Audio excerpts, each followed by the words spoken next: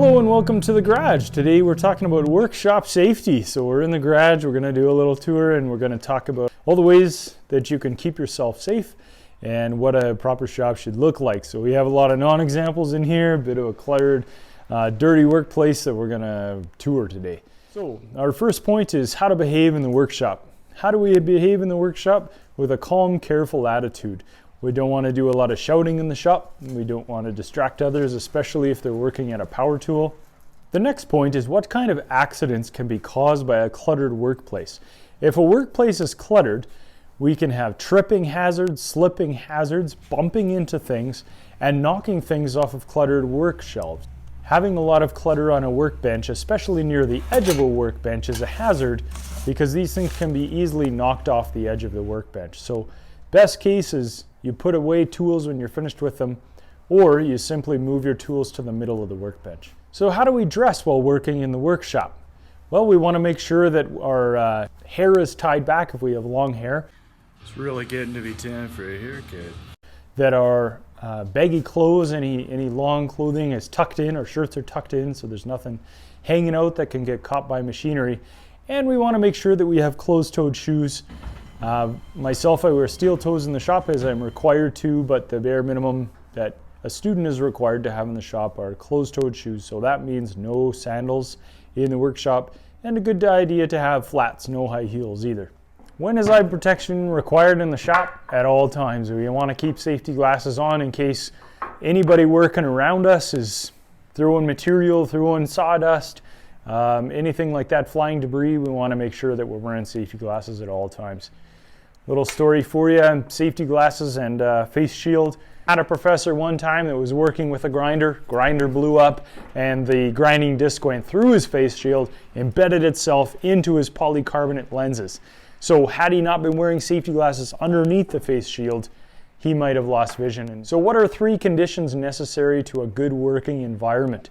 We want to make sure that it's well organized, it's well lit, and it's adequately ventilated. So well organized means the tools are put away and workpieces are put away and our raw lumber storage is properly organized. We also want to make sure that it's well lit, that it's got good lighting. Natural lighting is the best for woodworking. We can see all the flaws the best. I like to keep the garage door open for this reason, as well as good ventilation. So a good breeze flowing through to get all that dust out of there.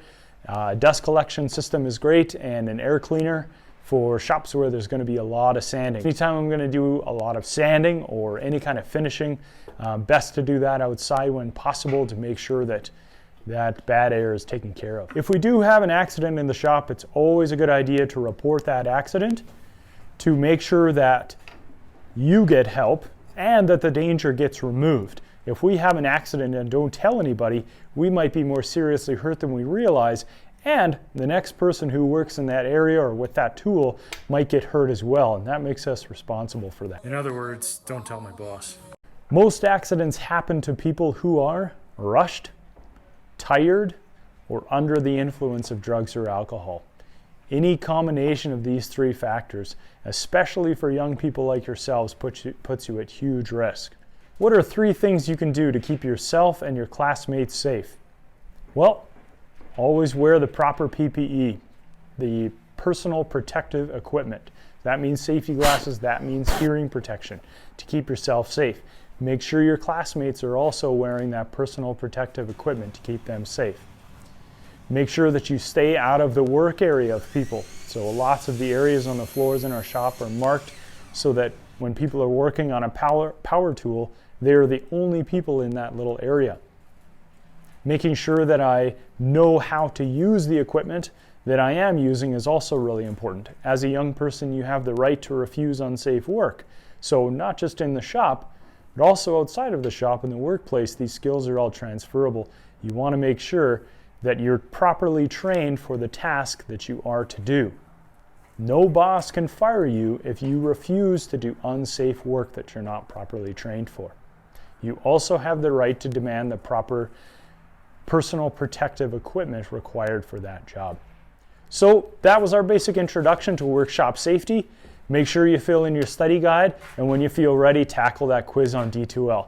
Stay safe and God bless.